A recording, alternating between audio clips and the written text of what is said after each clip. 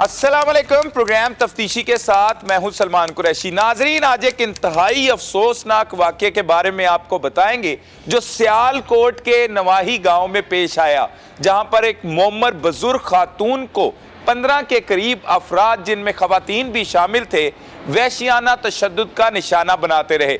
ना सिर्फ तशद्दुद किया गया बल्कि उस मोमर खातून को ज़मीन पर घसीटा गया और उसकी वीडियो भी बनाई जाती रही। ये तमाम तर सूरत हाल जब सामने आई तो पुलिस ने इस पर क्रैकडाउन करते हुए उन मुल्जिमान को भी गिरफ्तार कर लिया, लेकिन ये वाक़या ज़मीन के तनाज़ा पर पेश आया। इस अफसोसनाक वाक़े के बाद पुलिस ने किस तरह से कार्रवाई की, ये तफसीलात जानने के लिए सबसे पहले रुख करते हैं DPO सियालकोट उमर सईद मलिक की जानिब और उनकी ज़ुबानी जानते हैं इस इंसानियत सोज वाक़े के हवाले से। बहुत शुक्रिया उमर भाई, आपने वक्त दिया। ये बताइएगा, इतना शर्मनाक सा वाक़या, एक खातून को घसीटा जाता रहा, तशद्दुद किया जाता रहा, उसकी फुटेज भी बनाई जाती रही, उस पर फिर कैसे आपको इतलात मौसूल हुई और किस तरह से आपने कार्रवाई अमल में लाई, और असल में ये है क्या वाक़या? जी बहुत शुक्रिया। ये वाक़या इस तरह है कि दो ख़वातीन हैं, एक नसीन बीवी और एक मुनव्वर बीबी। जो मुनव्वर बीबी है, जिसकी वीडियो सारी वायरल हुई, जिसको घसीटा, इनका डिस्प्यूट 2013 से चला रहा था, ज़मीन का तनाज़ा था। वो डिस्प्यूट जिस तरह इनकी सिविल लिटिगेशन थी वो चलती रही। जिस दिन ये वाक़या इस तरह हुआ कि वो वहाँ पे उसने अपने जानवर बांधे हुए थे और वो जो दूसरी पार्टी थी वो आई। पहले उस आदमी ने घसीटा इस औरत को, उसका नाम नूर हुसैन है, उसने घसीटा। उसके बाद आपने वीडियो में भी देखा कि चार औरतों ने उसको मारा, उसको टॉर्चर किया। उसके बाद एक बंदे ने जो है वो डंडा भी मारा, जिसका नाम मंसूर है। वो ये वीडियो जो ही हम तक पहुंची, वायरल हुई, सारी एप्लीकेशन नहीं, FIR रजिस्टर हुई। उसके बाद फिर हमारा सबसे अहम ये था कि बंदे जो हैं इनको हम करें। इनमें 15 नामजद मुल्ज़मान थे, जिसमें 4 ख़वातीन थीं और 2 बंदे ये थे, एक जिसने डंडा मारा और एक जो घसीट रहा है, मंसूर और नूर हुसैन। ये हमने गिरफ़्तार किए, सारे बंदे गिरफ़्तार हो चुके हैं। और इसमें वो बंदा सबसे इम्पोर्टेंट तो वो नूर हुसैन था जिसने घसीटा है। एक ख़ातून की इस्मत दराज़ी की गई, उसको इस तरह पब्लिकली घसीटा, ये बड़ा एक तकलीफ़ दह वाक़या था। इसमें फिर वो हमने तमाम दफ़ात जो इस पर लगती थी वो लगाई, जिसमें 337 F5 है, 452, 452, 506 और इससे रिलेटेड जितनी भी दफ़ात थी 355, वो सारी हमने लगाई, यानी उसमें ताकि प्रोसिक्यूशन में हमारा केस हो। ये सारे हमारे पास मुल्ज़िम, कुछ जो ख़वातीन जो हैं वो जुडिशल हो चुकी हैं, जेल चली गई हैं, और जो बाकी जो मेल मेंबर्स हैं वो सारे हमारे पास रिमांड पे हैं। जो रिकवरी जिस पे बनेगी, रिकवरी होगी, उसके बाद हम ये केस प्रोसिक्यूशन को भिजवाएंगे। जी अच्छा उमर भाई, इतना अफसोसनाक वाक़या है, इसके पीछे सिर्फ ज़मीन का तनाज़ा है? असल में आपने फिर पुलिस ने तफ्तीश भी शुरू की होगी, कौन सही है कौन गलत, ये तो बात की बात है, लेकिन जिस तरह से खातून पर तशद्दुद किया गया है, उस पर जितनी ये दफ़ात लगी हैं कि इनको इनके किए की करार वाक़ई सज़ा मिलेगी? जी, इसमें तनाज़ा तो ज़मीन का ही था और बड़े अरसे से चल रहा था, और सही गलत तो एक बात की बात है कि वो ज़मीन वो किसकी थी और सारी वो तो एक इट्स बिसाइड द पॉइंट। असल इशू तो ये है कि ख़ातून को मर्द और औरतें इस तरह उसकी तज़लील कर रहे हों। एक ख़ातून की हमारे माशरे में एक वैसी एक इज़्ज़त है और होनी भी चाहिए कि उसकी जब इस लेवल पे तज़लील हो तो हमें इस डिबेट पे, इस चीज़ पे शायद इस वक्त नहीं कि हम देखें ये ज़मीन उसकी है, ये इसके, हमने तो उस पर FIR काटनी है। फिर जो दफ़ात मैंने आपसे शेयर की, सारी दफ़ात ऐसे हैं जो कि नॉन अवेलेबल हैं, जिसमें ज़मानत जो है वो नहीं होती, और हमने उस केस को भी तैयार किया है। वो जो डंडा है उसकी भी हम रिकवरी करेंगे जिससे उससे मारा गया, और वो सारी फुटेज भी है। फुटेज का भी हम फोरेंसिक एविडेंस जो है वो भी हमने उसको भिजवाया, ताकि उस फुटेज को भी फोरेंसिक करवा के और वो भी जो एडमिसिबल एविडेंस बनाए जो कोर्ट में हम पेश कर सकें वो करें। ये सारी इसलिए है ताकि इन लोगों को सज़ा मिले, और ना सिर्फ सज़ा मिले बल्कि इबरतनाक सज़ा मिले, ताकि कोई भी ये हरकत करने से पहले कोई 10 दफ़ा सोचे। लोगों के ज़मीन के तनाज़े होते हैं, इश्यूज़ होते हैं, इख्तलाफात होते हैं, ये कोई ऐसी बड़ी बात नहीं कि इख्तलाफात होना, मगर उसको इस लेवल पर ले जाएँ कि एक औरत को इस तरह पब्लिकली घसीटें और इस तरह करें, ये चीज़ तो रियासत बिल्कुल बर्दाश्त नहीं करती, और इस पे इसी वजह से हमने बड़ा सख्त एक्शन लिया। जो ही हमें इत्तला मिली تو ویڈیو وائرل ہوگی، اس کے بعد وہ لوگ وہاں سے نیچرلی بھاگ گئے. پھر ایک ایک ملزم کو یعنی اس ضلع سے باہر بھی ہمیں جانا پڑا، جس میں ہم جھانگ، پسرور اور مختلف جگہوں پہ گئے، ناروال وہاں سے گئے. تو وہاں پہ ہم نے ریڈ کی، کہیں پہ ہمیں موبائل ٹیکنالوجی کا استعمال کرنا پڑا، کہیں پہ جیو فینسنگ کا کرنا پڑا، کہیں پہ ہم نے لوکل ریسورسز جو ہیں وہ یوز کیے. وہ ساری چیزیں اس لیے ضروری تھیں کہ ایک ریاست کی ریٹ قائم ہو اور ان لوگوں کو عبرتناک سزا ملے، تاکہ لوگ جو ہیں ان کو اس بات کا اندازہ ہو کہ جب بھی آپ ایک خاتون پہ اس طرح ہاتھ اٹھائیں گے اور اس کی اس طرح تذلیل کریں گے تو ہم خاموش نہیں رہیں گے، ہم اپنا رول پلے کریں گے اور ہمیں وہ پلے کرنا آتا ہے. جی عمر صاحب، یہ سول لیٹیگیشن ان کی پہلے سے چل رہی ہوگی، لیکن یہ معاملہ یہاں تک کیسے پہنچا کہ انہوں نے ٹارچر کیا، ویڈیو بھی بناتے رہے؟ شروع کہاں سے ہوا یہ واقعہ سارا؟ جی سول لیٹیگیشن تو چل ہی رہی تھی، ایک جگہ کا تنازع تھا. اس جگہ پہ اس خاتون نے جو منور بی بی ہے، رپورٹڈلی جو ابھی تک ہماری اطلاع ہے، وہاں پہ اس نے جانور وغیرہ باندھے ہوئے تھے. وہ لوگ پلان کر کے اکٹھے کر کے، اور وہ چاہتے تھے اس کو ہم مزہ چکھائیں اور اس خاتون کو کہ اس نے کیوں وہاں پہ جانور بندھے ہیں. وہ ایک ان کی لیٹیگیشن پرانی چلی آ رہی تھی. قبضہ اس خاتون کے پاس ہی تھا. یہ چیزیں تو ہم جو ریونیو ریکارڈ کو ہم دیکھ رہے ہیں، کیونکہ جب یہ ایشو آ گیا تو میں نے جس طرح آپ سے گزارش کی، وہ ایشوز پیچھے رہ گئے کہ قبضہ اس کا تھا، زمین اس کی تھی. اس وقت ہمارے لیے سب سے بڑا ایشو تو یہ تھا کہ یہ ایک کرمنل افینس بن گیا. جو سول لیٹیگیشن والا معاملہ تھا وہ پیچھے رہ گیا، اس کو بھی ہم ریونیو ریکارڈ اور ساری چیزیں ہم دیکھ رہے ہیں. مگر جب یہ چیز آئی ہمارے پاس تو ہمارے پاس سب سے بڑا یہ تھا کہ ہم نے وہاں پہ فوری طور پہ اس گاؤں میں، اس پورے ڈسٹرکٹ میں ہم نے ریٹ اسٹیبلش کرنی تھی، ان بندوں کو گرفتار کرنا تھا. وہ جو میں نے آپ سے شیئر کیا کہ وہ ایک بڑا مشکل کام تھا، کیونکہ جب یہ ویڈیو وائرل ہوئی تو ظاہری بات ہے وہ کیوز تک بھی پہنچی اور وہ سارے وہ گاؤں چھوڑ کے چلے گئے. مگر وہ ایک ایک بندہ پھر ہم نے مختلف جگہوں سے ان کو گرفتار کیا اور پھر ان کو قانون کے کٹہرے میں ہم انشاءاللہ اس کو کھڑا یہ اکٹھے ہو کے انہوں نے دھاوا بولا اس خاتون پر. جی اور اس ویڈیو میں جو ہے وہ ایک بندہ گھسیٹ رہا ہے، 4 عورتیں اس کو مار رہی ہیں اور جو ایک بندہ اور ہے جس کو ڈر مارے. 6 بندے تو ہمیں واضح نظر آ رہے ہیں. کچھ ایسی ہیں جو کہ ہمیں ویڈیو میں نظر نہیں آئے مگر خاتون نے نامزد کی. جو باقی 9 ملزمان کتنے لوگ ہیں؟ جی ٹوٹل 15 بندے ہیں. 6 تو ہمیں واضح نظر آ رہے ہیں، 4 خواتین، ایک وہ ڈنڈا مارنے والا اور ایک وہ جو گھسیٹ رہی. 6 بندے تو ہمیں واضح نظر آتے ہیں. باقی جو 9 ہیں وہ اس پہ باقی ایویڈنس ہم دیکھیں گے. یہ تو ہمیں کلیئر ایویڈنس ہے مگر اس میں گواہوں کے ایویڈنس ہم دیکھیں گے. باقی 9 کی موجودگی کس طرح ہے، ان کا کیا رول ہے، وہ ان کو اس کے مطابق دی جائے گی. ٹوٹل بندے جو ہیں وہ 15 ہیں. جی تو یہ رشتہ دار بھی ہیں یا یہ رشتہ دار ڈائریکٹلی دور پار کے تو ہیں، سیم برادری ہے، سیم ایریا ہے، وہاں پہ یہ ہے. بٹ ایشو جو اس میں ہمارے لیول پہ، میرے لیول پہ جو سب سے بڑا ایشو جو میں نے آپ سے پہلے بھی گزارش کی کہ جب یہ ویڈیوز جاتی ہیں across the length and breadth of the country, پورے ملک میں جاتی ہیں، انٹرنیشنل میں جاتی ہیں، تو ایک بڑا پھر ہمارے لیے امبیرسمنٹ ہوتی ہے کہ ہماری جو مشرقی روایات ہیں جس میں خواتین کا احترام ہے وہ ایک طرف ہم یہ بات کرتے ہیں، اور جب ایک اس طرح کی ویڈیو جاتی ہے تو ہم پوری دنیا کو پھر فیس کرنا ہمارے لیے مشکل ہوتا ہے. تو ریاست کا فوری طور پہ جو ڈائریکشن ہے وہ یہ ہے کہ یہ بندے فوری گرفتار ہوں. ہمارے پاس یقیناً اگر ایک دور دراز گاؤں میں اس طرح کا واقعہ ہو تو شاید ہمارے لیے ممکن نہیں ہے کہ ایک آپس میں جھگڑا ہو کہ ہم اس کو روک سکیں. مگر جب یہ ہمارے نالج میں آ جائے، جب یہ چیز آ جائے تو ہم نے اس کو کرنا ہے اور ہم نے وہ کیا.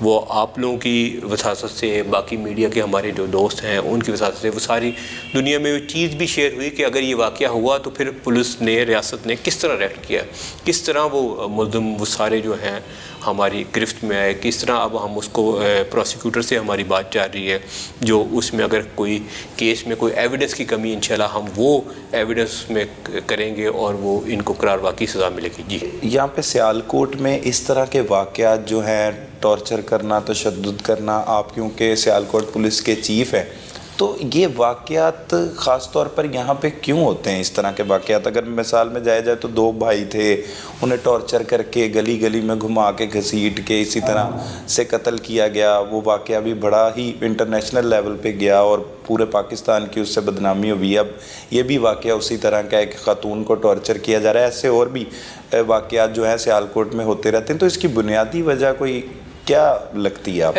یہ ایک تو خیر ایک بڑی طویل بات ہے جس میں نفسیات کا اور سوشیالوجی کا ایک بڑا تعلق ہے کہ جہاں پر غریب اور امیر کے ڈفرینسز ہوں جن معاشروں میں، وہاں پہ لوگوں میں وہ فرسٹریشن زیادہ ہوتی ہے. جہاں پہ امیر سے امیر تر ہو جائے، غریب سے غریب تر ہو جائے، وہ ایک فرسٹریشن اس سوسائٹی میں قدرتی ایک ہوتی ہے. اور اس فرسٹریشن کی کچھ مینیفیسٹیشن ہے، جس میں ایک مینیفیسٹیشن جو ہے وائلنس ہے، کہ لوگ پھر تشدد کرتے ہیں جب ان کے ہاتھ میں کوئی چیز آتی ہے. تو وہ ڈیپریویشن اور محرومیاں، میں ایک جنرل بات کر رہا ہوں، وہ جو محرومیاں اور ڈیپریویشن ہے وہ کسی نہ کسی فارم میں وہ لوگ نکالتے ہیں.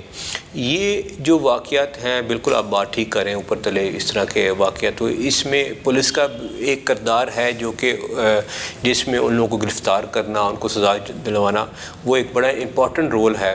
اس سے سوسائٹی میں ڈیٹرنس ہوتا ہے. مگر اس کے ساتھ ساتھ اور بھی کافی رول ہیں جو ہم نے کرنے ہیں، جس میں آپ لوگوں کا ایک بڑا رول ہے میڈیا کا، کہ اس میں وائلنس کو پہ سیمینارز ہوں یہاں پر، کہ وائلنس کو کس طرح ہم کم کریں. اس میں ہمارے اساتذہ اکرام ہیں، ہمارے علماء اکرام ہیں، مختلف سیگمنٹ آف سوسائٹی کا بڑا امپورٹنٹ اس میں رول ہے.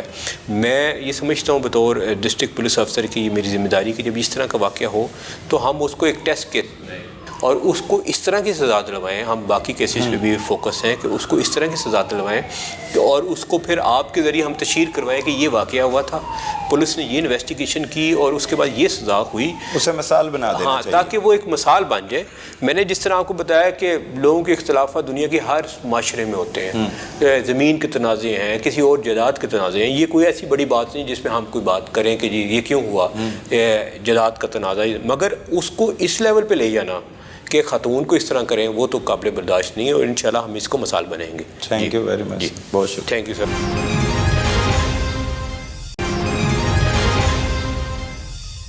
ناظرین، اب رخ کرتے ہیں ان درندہ صفت ملزمان کی جانب جن میں ایک باپ اور 2 بیٹے اور باقی نوجوانوں کا ٹولہ موجود ہے. یہ 9 کے قریب ملزمان ایک خاتون کو وحشیانہ تشدد کا نشانہ بناتے رہے اور اس کی ویڈیو بھی بنائی جاتی رہی.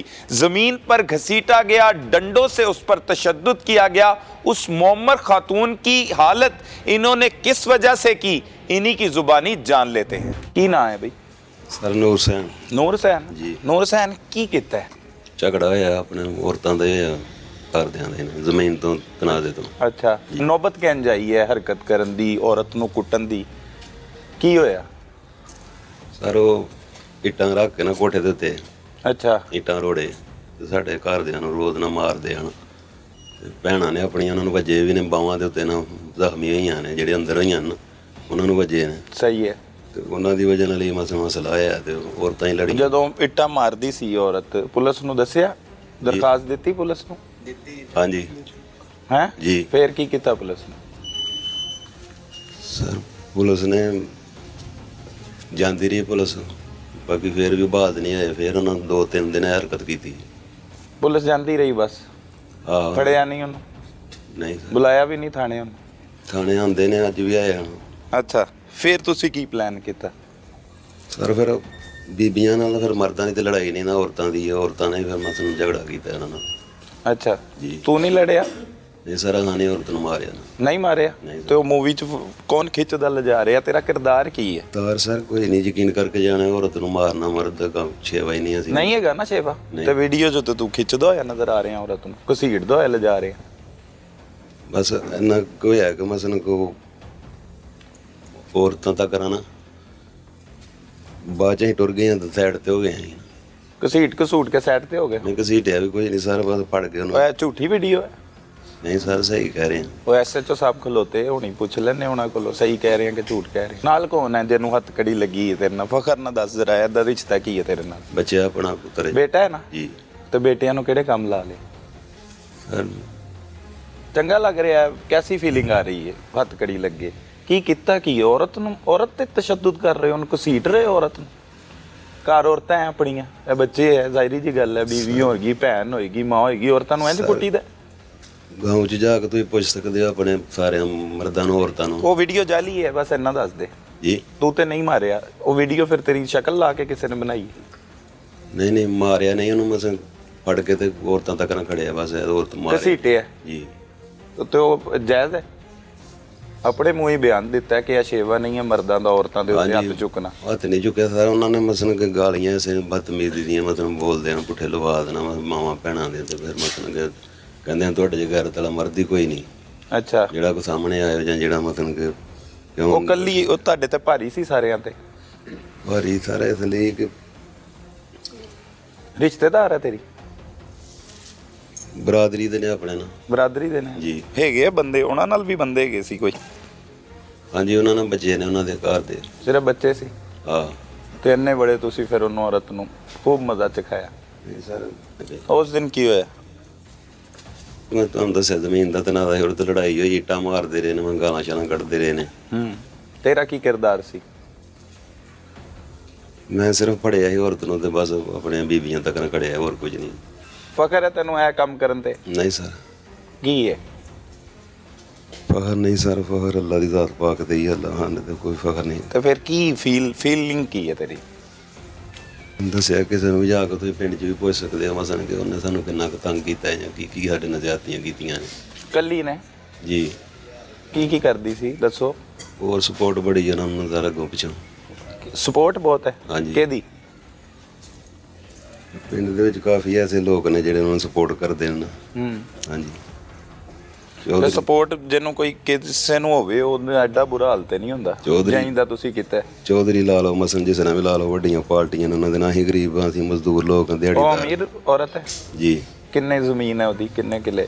ਜ਼ਮੀਨ ਵੀ ਹੈ, ਪਰ ਤੁਹਾਨੂੰ ਦੱਸਿਆ ਨਾ ਤਲਕ ਬੜੇ ਨੇ ਮਸਨ ਕਿ ਵੱਡੀਆਂ ਪਾਰਟੀਆਂ ਨੇ ਤਲਕ ਨੇ ਉਹਨਾਂ ਦੇ। ਡਾਇਰੈਕਟ ਉਸੇ ਖਤੂਨ ਦੇ, ਉਹ ਬਜ਼ੁਰਗ ਖਤੂਨ ਦੇ ਤਲਕ? ਜੀ। ਆਪਣੇ? ਹਾਂਜੀ। ਪਹਿਲੇ ਐਮਪੀ ਰਹੀ ਹੈ, ਐਮਐਨਏ ਰਹੀ ਸਰ? ਉਹ ਕੀ ਰਹੀ ਹੈ? ਹਰ ਪਾਸੇ ਉਹਨਾਂ ਦੀ ਦੌੜ ਭੱਜੇ, ਥਾਣਿਆਂ ਕਚਹਿਰੀਆਂ ਤੱਕ ਹਰ ਪਾਸੇ ਟੁਰ ਜਾਂਦੇ ਨੇ ਮਸਨ। ਵਜ਼ੀਰ ਵਾਲਾ ਪੰਜਾਬ ਦੀ ਕਜ਼ਨ ਹੈ, ਵਜ਼ੀਰ ਦੀ ਕਿਸੇ ਕੋਈ ਇੱਕ ਨਾਲ ਹੈ ਨਾ, ਕੋਈ ਦੱਸ। ਸਰ ਪੜ੍ਹੇ ਲਿਖੇ ਨਹੀਂ ਨਾ, ਇੰਨੀਆਂ ਗੱਲਾਂ ਸਾਨੂੰ ਨਹੀਂ ਆਉਂਦੀਆਂ। ਨਹੀਂ ਆਉਂਦੀਆਂ। ਚੱਲ ਤੇਰੇ ਪੁੱਤਰ ਕੀ ਨਾਂ ਹੈ ਬੇਟੇ ਦਾ? हैदर अली जी। हाँ भी हैदर अली, की होया तू दस? कुछ भी नहीं, हम जो है ना काम पे गए थे उस दिन। अच्छा। तो वो ऊपर से ईंटें मार रहे थे, घर आए, घर आके हमने देखा है कि वो फिर से ईंटें मार रहे हैं। अच्छा। तो बाद में हमने उनको मना किया, नहीं मना हो। कितने लोग थे जो ईंटें मार रहे थे? वो ऊपर से थे, वो थी और साथ उसके दो पत्रिये थे। अच्छा। वो उन्होंने जब ईंटें मारी तो वो आंटी को लगी कुछ, तो फिर भी उन्होंने बंद ना की। फिर तुमने क्या किया? कुछ भी नहीं। कुछ नहीं किया? हम पीछे देख रहे थे। देख रहे थे? हाँ, हम आगे होते तो हमको भी मारने थे उनको। अच्छा। तो जिनको ईंटें लगी उनका क्या हुआ फिर? उनको फिर वो उधर गली में चले गए थे। क्या करते हो तुम? मैं स्टडी करता हूँ। कौन सी क्लास में? मैट्रिक। मैट्रिक में? तो ये वालिद है आपके? जी। ये साथ कौन है भाई? ये कज़न है। कज़न है। सारे रिश्तेदार हो? जी। मैं तरबियत देंदे ਤੁਹਾਡੇ ਘਰ ਵਾਲੇ ਤਾਂ? ਮੰਮੀ ਮੈਨੂੰ ਬਾਂਦੇ ਰੋੜੇ ਮਾਰੇ ਨੇ। ਰੋੜੇ ਮਾਰੇ? ਕਿਉਂ ਰੋੜੇ ਮਾਰੇ ਉਹਨੇ? ਬੱਕਰੀਆਂ ਬੰਨਣ ਉੱਥੇ ਗਏ ਹਵੇਲੀ, ਉਹਨਾਂ ਰੋੜੇ ਮਾਰੇ ਨੇ। ਮਨਾ ਕੀਤਾ ਉਹਨਾਂ ਨੂੰ, ਫੇਰ ਹੱਥ ਦਰਖਾਸਤ ਵੀ ਦਿੱਤੀ ਠਾਣੇ। ਉਹਨਾਂ ਫੇਰ ਅਗਲੇ ਦਿਨ ਬੱਕਰੀਆਂ ਬੰਨਣ ਗਏ ਨੇ, ਉਹਨਾਂ ਰੋੜੇ ਮਾਰੇ। ਘਰ ਦੇ ਵੀ ਸ਼ੁਰੂ ਹੋ ਗਏ ਉੱਥੇ ਗਾਲੀਆਂ ਕੱਢਣ ਲੱਗ ਪਏ, ਗੰਦੀਆਂ ਗਾਲਾਂ। ਤੂੰ ਮੌਕੇ ਤੇ ਸੀ? ਨਹੀਂ, ਮੈਂ ਥੋੜਾ ਲੇਟ ਆਇਆ। ਅੱਛਾ। ਜਦੋਂ ਕੁੜੀਸ ਕੇ ਖੜਨੇ। ਤੂੰ ਕੀ ਕੀਤਾ ਫਿਰ ਮੈਂ ਉਹ ਮੁੰਡੇ ਨੇ ਜਿਹਨੇ ਗਾਲਾਂ ਕੱਢੀਆਂ ਮੈਨੂੰ ਇੱਕ ਦਿਨ ਪਹਿਲੇ, ਮੈਂ ਉਹਨੂੰ ਇੱਕ ਦੋ ਝਾਂਡ ਮਾਰੀ। ਔਰਤ ਨਾਲ ਕੀ ਕੀਤਾ? ਬਜ਼ੁਰਗ ਔਰਤ? ਬਜ਼ੁਰਗ ਕੋਲ ਨਾ ਕੁਝ ਨਹੀਂ ਮਾਰੀ। ਤੂੰ ਵੀ ਕੁਝ ਨਹੀਂ ਕੀਤਾ? ਨਹੀਂ ਕੀਤਾ। ਅੱਲਾ, ਕੀ ਨਾਂ ਹੈ ਬਈ ਤੇਰਾ? ਮਨਸੂਰ। ਮਨਸੂਰ। ਕੀ ਕਰਨਾ ਹੈ? ਮੈਂ ਦਿਹਾੜੀਦਾਰ। ਹੈ? ਦਿਹਾੜੀਦਾਰ। ਕਿੰਨੇ ਭੈਣ ਭਰਾ ਹੋ? 2 ਭਾਈ। ਜੀ। ਵਾਲਦਾ ਹੈ? ਜੀ। ਵਾਲਦ ਵੀ? ਜੀ। ਵਾਲਦਾ ਹੈਗੀ ਹੈ? ਜੀ। ਤੇ ਉਹ ਕਿੰਨੀ ਉਮਰ ਹੋਏਗੀ ਉਹ ਜਿਸ ਖਤੂਨ ਨੂੰ ਤੂੰ ਘਸੀਟਿਆ ਬਾਹਰ ਲੈ ਕੇ ਆਇਆ? ਸੀਟਿਆ ਤੇ ਕੋਈ ਨਹੀਂ ਹੈ, ਤੇ ਪਿਆਰ ਨਾਲ ਚੁੱਕ ਕੇ ਲਿਆਇਆ ਸੀ? ਹੈ? ਮਾਂ ਜੀ ਕਹਿ ਕੇ ਕੀ ਕੀਤਾ? ਇਸ ਤਰ੍ਹਾਂ ਹੀ ਬਦਤਮੀਜ਼ੀ ਕਰਦੀ ਪਈ ਘਰਦਿਆਂ ਨਾਲ। ਤੇ ਫੇਰ ਦੱਸ ਨਾ, ਆਪਣੀ ਗੱਲ ਦੱਸ। ਗੱਲ ਕੀ ਦੱਸਾਂ? ਹੱਸ ਰਹੇ? ਅੱਛੀ ਹਰਕਤ ਕੀਤੀ? ਔਰਤ ਨਾਲ ਕੁਛ ਕੀਤਾ ਹੀ ਨਹੀਂ ਸਰ ਜੀ। ਤੇ ਫਿਰ ਕੀਤਾ ਹੀ ਨਹੀਂ? ਜੀ। ਕਿਹਦੇ ਨਾਲ ਕੀਤਾ ਹੀ? ਉਹ ਵੀਡੀਓ ਝੂਠੀ?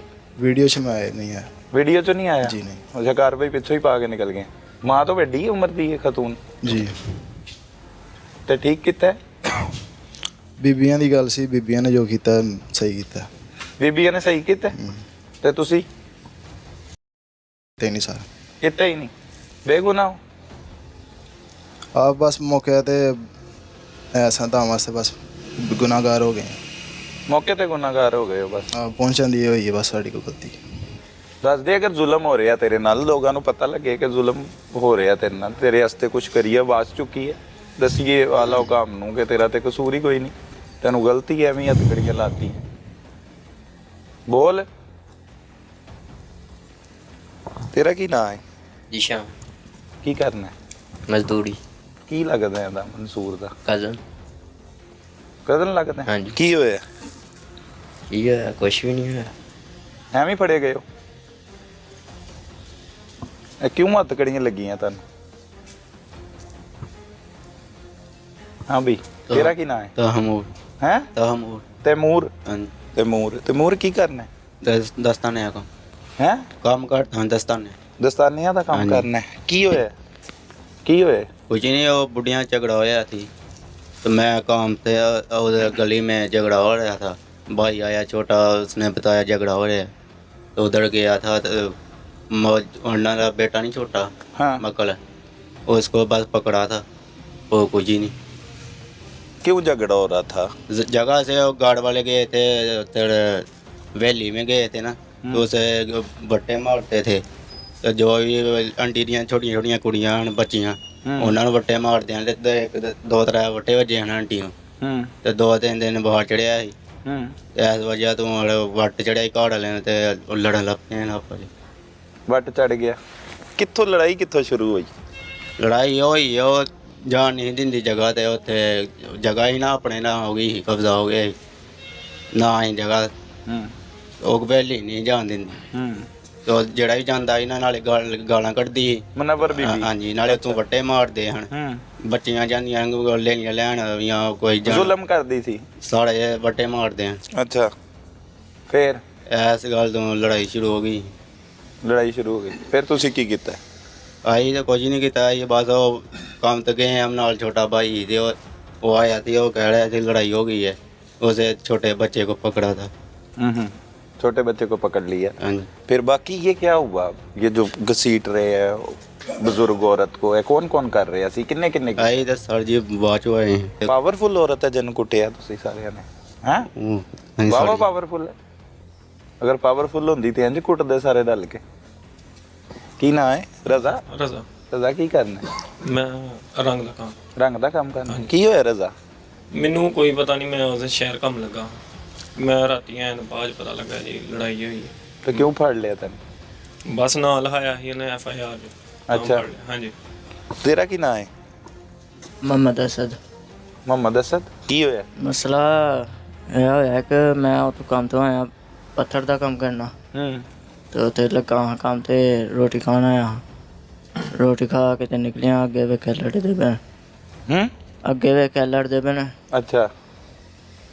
ਤੇ ਜੋ ਰੋੜੇ ਚਲਾਉਣ ਡਏ ਹਨ, ਮੈਂ ਵੀ ਵਿੱਚ ਰੋੜੇ ਚਲਾਏ ਨੇ। ਤੂੰ ਵੀ ਚਲਾਏ ਰੋੜੇ? ਚਲਾਏ ਹਨ। ਅੱਛਾ ਚਲੋ ਐਵੇਂ ਸ਼ੁਕਰ ਮੈਂ ਹੈ, ਇੱਕ ਤੇ ਮਰਦ ਨਿਕਲਿਆ ਵਿੱਚੋਂ। ਐਵੇਂ ਹੀ ਝੂਠ ਮਾਰਾ। ਹਾਂ, ਮੰਨਿਆ ਕੁਛ। ਅੱਛਾ, ਰੋੜੇ ਚਲਾਏ ਫਿਰ ਫਿਰ ਮੈਨੂੰ ਸ਼ੱਕ ਪੈ ਗਿਆ ਕਿ ਲੰਮਾ ਹੀ ਕੰਮ ਪੈ ਜਾਣਾ। ਮੈਂ ਟੁੱਟ ਗਿਆ ਹਾਂ ਕੰਮ ਤੇ। ਸ਼ੱਕ ਪੈ ਗਿਆ, ਲੰਬਾ ਹੀ ਕੰਮ ਪੈ ਜਾਣਾ। ਫਿਰ ਮੈਂ ਨੱਠ ਗਿਆ ਕੰਮ ਤੇ। ਫਿਰ ਨੱਠ ਗਿਆ, ਵਾਪਸ ਚਲਾ ਗਿਆ, ਰੋੜੇ ਚਲਾ ਗਿਆ, ਹੋਰ ਕੁਛ ਨਹੀਂ ਕੀਤਾ? ਨਹੀਂ ਨਹੀਂ, ਤੇ ਜੋ ਕੁਛ ਹੋਇਆ ਠੀਕ ਹੋਇਆ? ਗਲਤ ਹੀ ਹੋਇਆ ਹੋਣਾ। ਗਲਤ ਹੋਇਆ? ਕਿੰਨਾ ਕੁ? ਕੀ ਹੋਣਾ ਚਾਹੀਦਾ ਹੁਣ ਤੁਹਾਡੇ ਨਾਲ? ਜੋ ਫੈਸਲਾ ਹੋਇਆ ਮਨਜ਼ੂਰ ਹੈ? ਚਲੋ ਅੱਛੀ ਗੱਲ ਹੈ, ਕੋਈ ਤੇ ਆਇਆ। ਹਾਂ ਬਈ। मुबशर हुसैन। ਹੈ मुबशर हुसैन। ਮੁਬਸ਼ਰ ਹੁਸੈਨ। मेरा ने ना लहाया ते पाल लिया ते कोई नहीं, अल्लाह ਤਫਤੀਸ਼ ਦੇ ਵਿੱਚ ਤੂੰ ਬੇਗੁਨਾਹ ਹੋ ਜਾਏਗਾ ਅਗਰ ਬੇਗੁਨਾਹ ਹੈ ਤੇ। ਲੇਕਿਨ ਇਹ ਜੋ ਕੁਛ ਇਹਨਾਂ ਨੇ ਕੀਤਾ ਹੈ ਉਹ ਪਤਾ ਹੀ?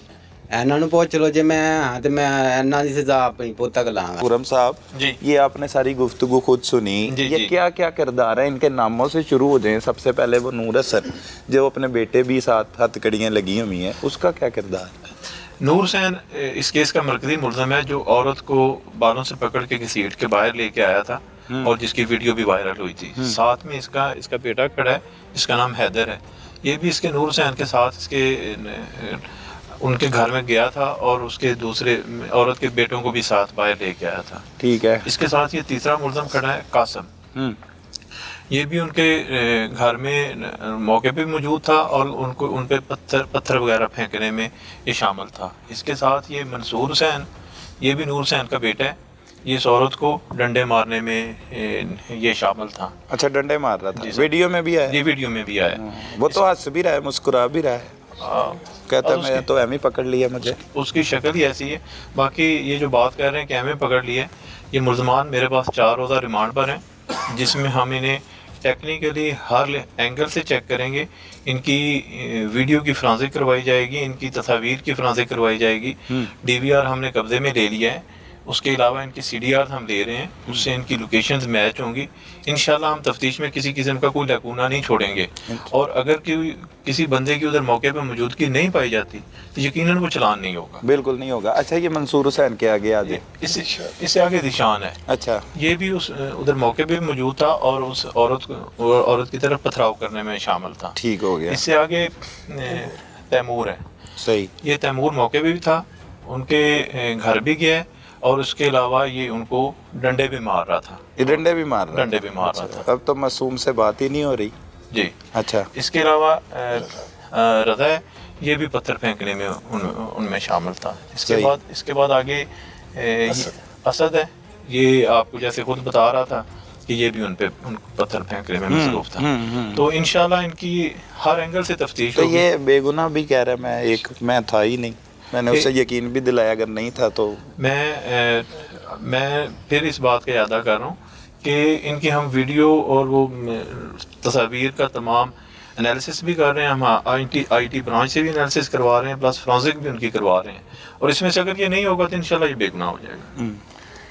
ناظرین، یہ وہ تمام لوگ ہیں، ایک ہی خاندان سے ان کا تعلق ہے. ان کا جو بڑا ہے اور جس کے 2 بیٹے بھی اس میں شامل ہے، اس کا نام نور حسین ہے. اس کے 2 بچے بھی ہیں، باقی بھی سارے اس کے بچوں جیسے ہی ہیں. اور یہ بڑا عمر کا ہو کر جھوٹ بول رہے ہیں. اور سارے ہی اس افسوسناک واقعے کے بعد نہ صرف اعتراف جرم کریں بلکہ اپنے کیے پر شرمندہ ہوں. تو شرمندگی کسی کی ہم نے نہیں دیکھی. ایک آدھے نے کوئی ایسی بات کی ہے کہ جس نے یہ کیا ہو اسے سزا ملنی چاہیے. اتنا بڑا سانحہ ہوا ہے یہ سیال کوٹ کے علاقہ میں، جہاں پر پولیس نے بروقت کارروائی کرتے ہوئے بزرگ خاتون کو تشدد کرنے والے، وحشیانہ تشدد کرنے والے یہ تمام ملزمان کو گرفتار کر لیا. ان میں خواتین بھی شامل ہیں. جس طرح سے یہ واقعہ پیش آیا، یہ سر شرم سے جھک جاتا ہے. اور یہ سیال کوٹ کا علاقہ ہے، لیکن اس میں پورے پاکستان کی بدنامی ہے کہ خواتین کے ساتھ اس طرح کا سلوک کرنے والے بھی درندے یہاں پر موجود ہیں. اور آپ خود ہی دیکھ لیں، نہ ان کو کوئی شرمندگی ہے، نہ کوئی پریشانی ہے.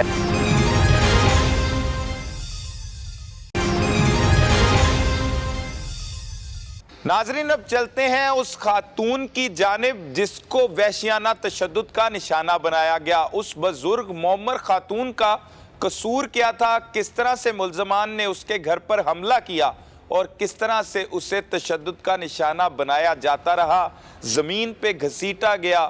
اسی کی زبانی جان لیتے ہیں کہ آخر تنازع ہے کیا جس پر ملزمان نے یہ انتہائی قدم اٹھایا. ماں جی، بڑا افسوسناک واقعہ کی ہویا اصل چکی تنازع کی ہے تہاڈا اور کس طرح سارا معاملہ ہویا؟ کیوں ٹارچر؟ ਸਾਡੀ ਜ਼ਮੀਨ ਇਹਨਾਂ ਨੇ ਜਿਹੜੀ ਇਹਨਾਂ ਨੇ ਉਹਦੇ ਵਿੱਚ ਆਪਣੇ ਮਾਮੇ ਦੀ ਦੀਵਾਰ ਤੋੜ ਕੇ ਕਬਜ਼ਾ ਕੀਤਾ ਹੈ 13 ਸਾਲ ਦੀ 10 ਤਰੀਕ ਦੇ ਤੀਸਰੇ ਮਹੀਨੇ ਦਾ. ਆਪਣੇ ਮਾਮੂ ਦੀ? ਉਹਨਾਂ ਦਾ ਮਾਮੂ ਮਰਜ਼ਮਾਂ ਦਾ ਮਾਮੂ ਹੈ, ਨਾਲ ਉਹਦਾ ਘਰ, ਉਹਦੀ ਦੀਵਾਰ ਤੋੜ ਕੇ ਇੱਥੇ ਕਬਜ਼ਾ ਕੀਤਾ ਹੈ. ਅੱਛਾ, ਉਹ ਸਾਡੇ ਕੁਝ ਲੱਗਦੇ ਉਹਨਾਂ ਦੇ ਮਾਮੂ? ਨਹੀਂ, ਸਾਡੇ ਕੁਛ ਨਹੀਂ ਲੱਗਦੇ ਸਾਰੇ. ਤੇ ਉਹਦਾ ਕੀ ਤਨਾਜ਼ਾ ਹੈ? ਉਹਦਾ ਤਨਾਜ਼ਾ ਨਹੀਂ, ਉਹ ਦੀਵਾਰ ਤੋੜ ਕੇ ਉੱਥੋਂ ਦੀ ਆ ਗਏ ਨਾ, ਹੁਣ ਅੱਗੇ ਰਸਤਾ ਵਲਣਾ ਚਾਹੁੰਦੇ ਨੇ. ਅੱਛਾ, ਉਹ ਅਸੀਂ ਰਸਤਾ ਨਹੀਂ ਵਲਣ ਦਿੰਦੇ. ਉੱਥੇ ਹੁਣੇ ਕਚਰਾ ਕੂੜਾ ਸੁੱਟਦੇ ਸਨ ਤੇ ਅਸੀਂ ਮਨਾ ਕੀਤਾ ਤੇ ਇਹਨਾਂ ਸਾਨੂੰ ਹਮਲਾ ਕਰ ਲਿਆ ਸਾਡੇ ਤੇ. ਤੇ ਜ਼ਿਆਦਾ ਬੰਦੇ ਬੁੜੀਆਂ ਸਨ ਨਾ ਕੇ ਸਾਨੂੰ ਮਾਰਨਾ ਸ਼ੁਰੂ ਕਰ ਦਿੱਤਾ. ਘਰ ਸਾਡੇ ਵੜ ਕੇ ਚੀਜ਼ਾਂ ਤੋੜੀਆਂ ਨੇ. ਕੌਣ ਬੜਿਆ ਘਰ ਤੁਹਾਡੇ? ਘਰ ਸਾਡੇ ਨੂਰ ਹੁਸੈਨ, ਨੂਰ ਹੁਸੈਨ ਦਾ ਪੁੱਤਰ ਮਨਸੂਰ, ਹੈਦਰ, ਆਰਫ ਦਾ ਪੁੱਤਰ ਮੁੱਚੋ, ਰਜ਼ਾ, ਕਾਸਮ, 4 ਬੀਬੀਆਂ ਨੇ, ਨਸਰੀਨ, ਮੀਦਾ ਬੀਬੀ, ਜਿਹੜੀ ਯਾਸਮੀਨ, ਆਮਨਾ, ਉਹਨਾਂ ਦੇ ਇੱਕ ਮੁੰਡੇ ਦਾ ਨਾਂ ਹੈ ਸ਼ਾਨ ਹਰਗੀ, ਉਹਦਾ ਨਾਂ ਸਿੱਧਾ। ਕੀ ਕਰ ਰਹੇ ਸੀ ਉਸ ਟਾਈਮ ਉਹ ਜਦੋਂ ਉਹਨਾਂ ਵੱਟੇ ਨੇ ਹਮਲਾ ਮਾਰਦੇ ਕੀਤਾ? ਆਏ ਸੀ। ਤੁਸੀਂ ਕਿੱਧਰ ਹੈਗੇ ਸੀ? ਅਸੀਂ ਛੱਤ ਤੇ ਸਾਂ ਆਪਣੀ ਦੇ। ਅੱਛਾ। ਅਸਾਂ ਕਮਰਾ ਪਲਸਤਰ ਕਰਾਇਆ ਗਿੱਲਾ ਸੀ ਤੇ ਅਸੀਂ ਉੱਤੇ ਸਾਂ, 2 ਮੇਰੇ ਭਤੀਜੇ ਤੇ ਮੈਂ। ਅੱਛਾ। ਇਹ ਸਾਰੇ ਬੰਦੇ ਆ ਕੇ ਨਾ ਤੇ ਵੱਟੇ ਮਾਰਦੇ, ਡੰਡੇ ਸੋਟੇ ਫੜੇ ਆ ਗਏ ਨੇ। ਅਸੀਂ ਵੇਖਦੇ ਰਹੇ ਹਾਂ। ਫਿਰ ਇਹਨਾਂ ਨੇ ਆ ਕੇ ਇੱਥੋਂ ਦੀ ਇੱਕ ਬੰਦੇ ਨੇ ਪਿੱਛੋਂ ਦੀ ਚੜ੍ਹ ਕੇ ਦੀਵਾਰ ਤੋੜੀ, 2 ਬੰਦਿਆਂ ਨੇ ਖਿੜਕੀ ਕੱਟੀ, ਮੇਸਣ ਤੋੜਿਆ, ਸ਼ੀਸ਼ਾ ਸੈੱਟ ਤੋੜਿਆ, ਮਸ਼ੀਨ, ਦਰਵਾਜ਼ਿਆਂ ਨੂੰ ਡੰਡੇ ਸੋਟੇ ਮਾਰਦੇ ਰਹੇ। ਅੰਦਰ ਆ ਕੇ ਜਦੋਂ ਅੰਦਰ ਆ ਗਏ ਨੇ, ਫਿਰ ਉਹਨਾਂ ਅੰਦਰੋਂ ਆ ਕੇ ਸਾਨੂੰ ਉੱਤੋਂ ਦੀ ਛੱਤ ਤੋਂ ਦੀ ਜਿਹੜੇ ਆਏ ਨੇ, ਉਹਨਾਂ ਇੱਕ ਦਰਵਾਜ਼ਾ ਪੌੜੀ ਵਾਲੇ ਦਾ ਬੈਰਾ ਤੋੜਿਆ। ਥੱਲੇ ਆ ਕੇ ਅਸੀਂ ਵਾਸ਼ਰੂਮ 'ਚ ਵੜ ਗਏ। ਕੌਣ ਕੌਣ? ਮੇਰਾ ਭਤੀਜਾ ਮਤਲੂਬ ਆਲਮ ਤੇ ਫਰੂਕ ਆਲਮ। ਕਿੰਨੇ ਉਮਰ ਹੈ ਉਹਨਾਂ ਦੀ? ਉਹਨਾਂ ਦੀ ਉਮਰ ਤਕਰੀਬਨ 17-18 ਸਾਲ, 16 ਸਾਲ ਹੈ। ਠੀਕ ਹੈ। ਉਹ ਅਸੀਂ ਅੰਦਰ ਵੜ ਕੇ ਦਰਵਾਜ਼ੇ ਕੁੰਡੀਆਂ ਮਾਰ ਲਈਆਂ ਨੇ। ਉਹਨਾਂ ਵਾਸ਼ਰੂਮ ਦੇ ਦਰਵਾਜ਼ਾ ਇੱਕ ਤੋੜਿਆ ਤੇ ਉਹ ਥੋੜਾ ਟੁੱਟਿਆ, ਦੂਸਰਾ ਤੋੜ ਕੇ ਅੰਦਰ ਆ ਕੇ ਸਭ ਤੋਂ ਪਹਿਲਾ ਨੰਬਰ ਮੈਨੂੰ ਆਰਫ ਨੇ ਵਾਲਾਂ ਤੋਂ ਫੜ ਕੇ ਬਾਹਰ ਕੱਢਿਆ। ਅੱਛਾ।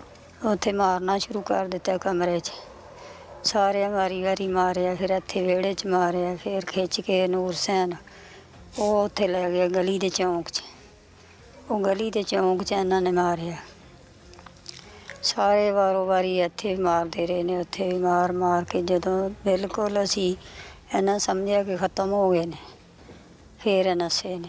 ਕਿਸੇ ਬੰਦੇ ਸਾਨੂੰ ਪਿੰਡ ਦੇ ਨੇ ਛਡਾਇਆ ਨਹੀਂ।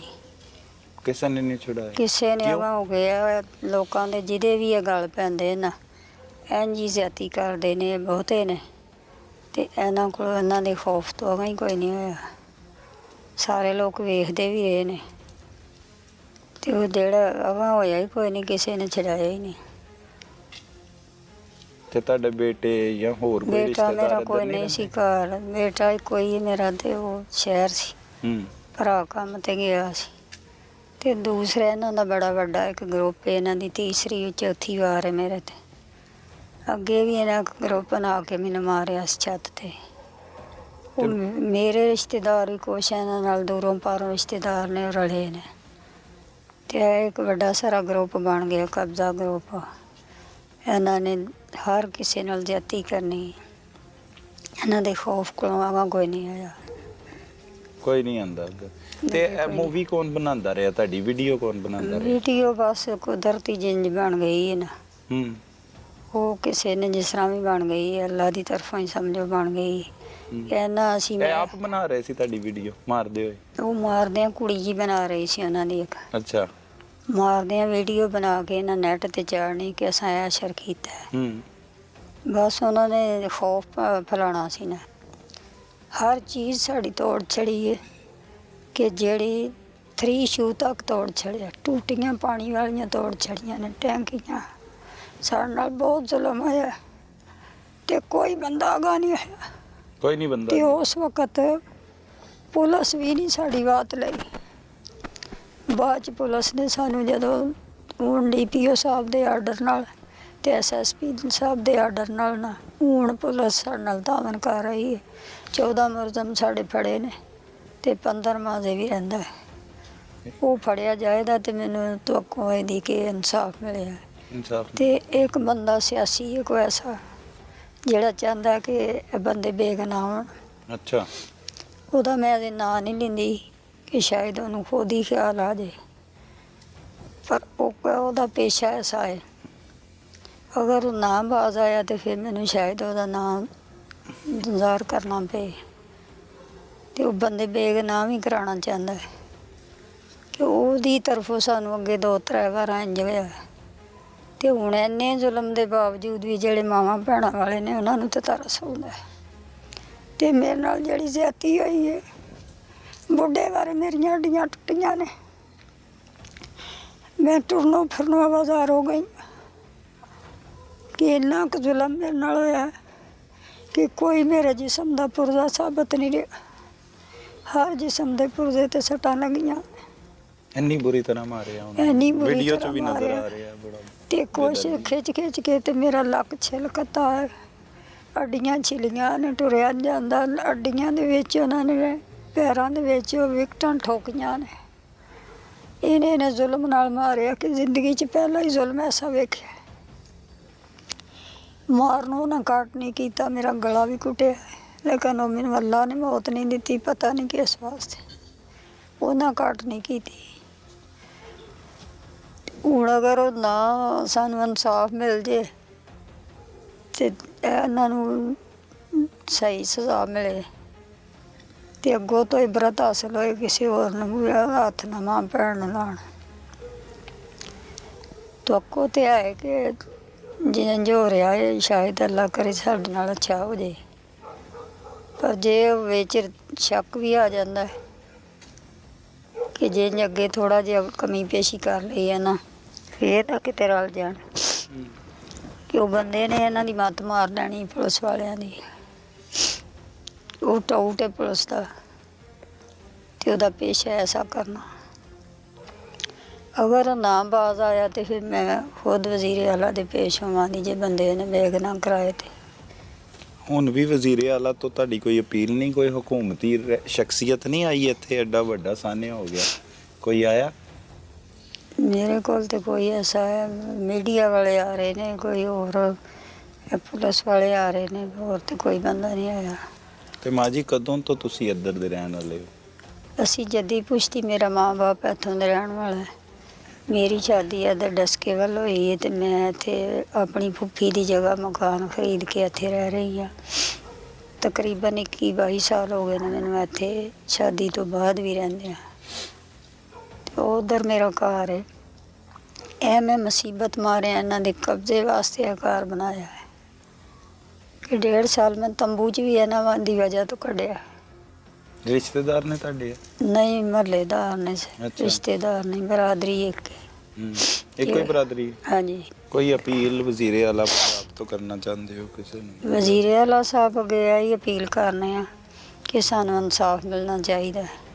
ਸਾਡੇ ਇਲਾਕੇ ਦੀ ਪੁਲਿਸ ਨੂੰ ਵੀ ਹਦਾਇਤ ਕਰਨ ਤੇ ਇਹ ਚੋਰਾਂ ਨੂੰ ਵੀ ਸਜ਼ਾ ਅਸੀਂ ਦੇਣ ਕਿ ਕਬਜ਼ਾ ਗਰੁੱਪੀ ਤੋਂ ਮੁੜ ਜਾਣ। ਅਪੀਲ ਹੀ ਹੈ ਕਿ ਸਾਡੇ ਗਰੀਬਾਂ ਦੀ ਕੋਈ ਆਸ ਸੁਣ ਲੈਣ। ਕੋਈ ਐਸਾ ਅੱਛਾ ਕਾਨੂੰਨ ਜਿਹੜਾ ਕੱਢਿਆ ਹੈ ਉਹਦੇ ਮੁਤਾਬਕ ਚੱਲਣ ਤੇ ਸਾਨੂੰ ਇਨਸਾਫ ਗਰੀਬਾਂ ਨੂੰ ਮਿਲੇ। ਗਰੀਬਾਂ ਦੀ ਸੁਣੀ ਨਹੀਂ ਜਾਂਦੀ। ਤਗੜਿਆਂ ਲੋਕਾਂ ਦਾ ਨੂੰ ਸਲਾਮ ਹੈ। नाजरीन, हमारे साथ जो ब्यूरो चीफ हैं सियालकोट उस्मान इकबाल साहब वो भी मौजूद है। उस्मान साहब, इतना अफसोसनाक वाक़या, एक बुज़ुर्ग ख़ातून, मोमर ख़ातून हमारे साथ ही मौजूद हैं, जिस तरह उन्हें वहशियाना तशद्दुद का निशाना बनाया गया, घसीटा गया सड़क पर, इस पर आप क्या कहेंगे? किस तरह से ये वाक़या हुआ और किस तरह पुलिस ने फिर कार्रवाई की? क्या तफसीलात आपके पास क्या है?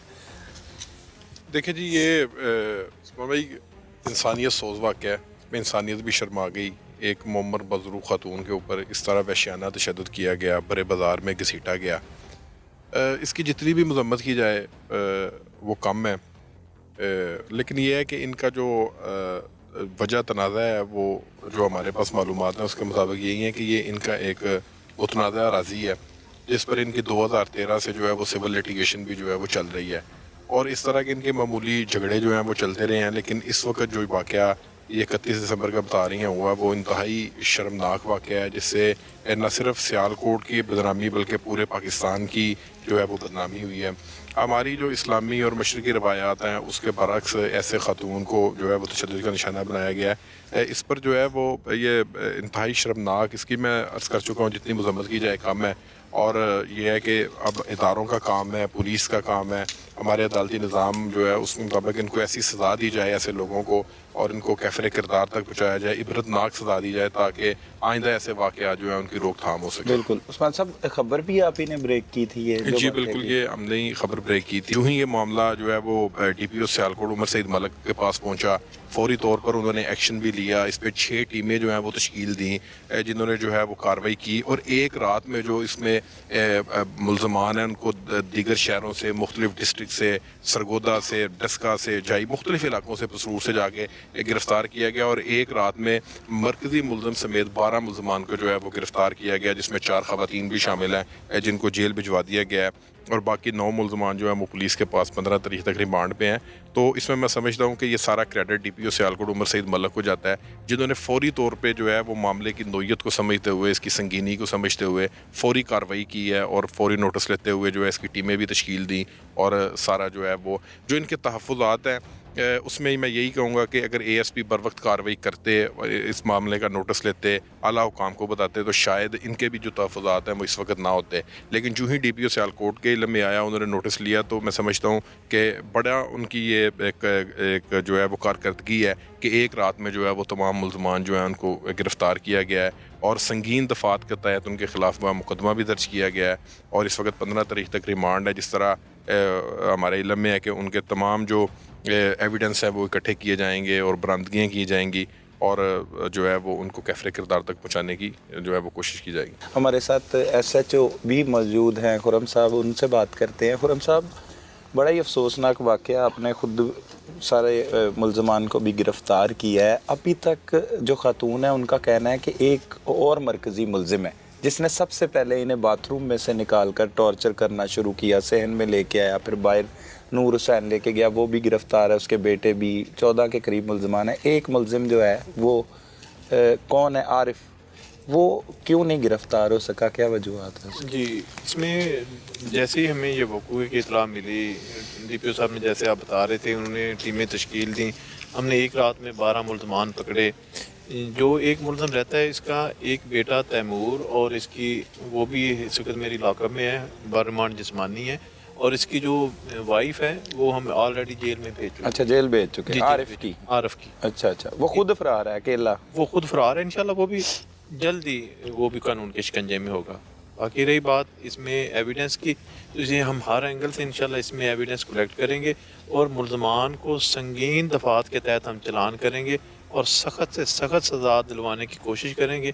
इसमें कोशिश करेंगे कि एविडेंस का हर पहलू से, तफ्तीश के हर पहलू से उसकी एविडेंस उसमें शामिल हो और इसमें कोई लकूना ना रह जाए कि जिससे कल को अदालत को इनको सज़ा देने में किसी किस्म की कबाहत हो। तो ये अगर इन मुलज़मान का रिकॉर्ड चेक किया जाए, जैसे आपने ये मुलज़मान गिरफ़्तार किए हैं, ये साबिक रिकॉर्ड याफ्ता हैं या इनके रिश्तेदार क्रिमिनल हैं, क्या मतलब कोई ऐसी एक्टिविटीज़ भी हैं इनकी कि यही इनका कोई बड़ा जो इन्होंने कारनामा सर अंजाम दिया है? जो इस वक्त मेरे पास मुलज़मान गिरफ़्तार हैं, इनमें से ज़्यादातर ये कम उम्र के लड़के हैं। एक आद नूर हुसैन जैसा है, उसकी उम्र ज़्यादा है। जो ये कम उम्र के लड़के हैं, इनमें से तो कोई भी रिकॉर्ड याफ्ता साहब का नहीं है। हाँ, लेकिन ये जैसे ये कबूतरबाजी या ऐसे आवारागर्दी, इस किस्म के इनकी रिपोर्ट जो है वो पाई जाती है। बहुत शुक्रिया। माँ जी को दीजिएगा दोबारा माइक। अच्छा माँ जी ने लगा, माँ जी आपने बात सुन ली सारों की, अब कोई ऐसी बात जो आप करना चाहती हूँ, किसी से कोई अपील है, कोई वज़ीर आज़म पाकिस्तान से, वैसे पुलिस आपका काम कर रही है, मुलज़मान गिरफ़्तार कर लिए हैं, जो फ़रार आप कह रही थी उसकी बीवी और साथ उसका बेटा भी पुलिस की हिरासत में, तो और कोई इसके अलावा बात जो रह गई? ये अपील है वज़ीर आज़म साहब अगे, वज़ीर आला अगे कि इन्हां नूं सज़ा दी जाए तो अगों तो साडा जो नुकसान होया भरवाया जाए, साड़ी ज़मीन वापस मिलवाई जाए। असीं माड़े लोग कह सकते हैं कि साड़ी अर्ज़ी है कि साडा कोई चीज़ रही नहीं जिहड़ी असीं वरतीए। जेवर कढ़ लिया, पैसे कढ़ ले, कोई चीज़ दुनिया दी नहीं साडे कोल कि असीं इत्थे बत्ती भी बाल सकीए। मीटर साडा तोड़ छड़िया है। 5-5 हज़ार दे असां कैमरे लैके लाए सन ते तोड़ चढ़े ने। असीं माड़े लोग किस तरह लवांगे? ते जे इन्हां नूं सही सज़ा देण, सानूं वापस दिवाण ते सानूं इंसाफ मिल जाएगा। खेलों का सामान तैयार करने के हवाले से जाने जाने वाला शहर सियालकोट अब सानियात के हवाले से क्यों जाना जा रहा है? इसकी बुनियादी वजह तो अदम बर्दाश्त मालूम होती है। इस अदम बर्दाश्त से न सिर्फ सियालकोट बल्कि पूरे पाकिस्तान की बदनामी हो रही है। इसकी रोकथाम के लिए न सिर्फ हुक्मरानों को बल्कि अवाम को भी अपना किरदार अदा करने की ज़रूरत है। अपने इर्द गिर्द होने वाले जुर्म को फौरी 15 पर रिपोर्ट कीजिए। अपने मेज़बान सलमान कुरैशी को इजाज़त दीजिए। अल्लाह निगहबान।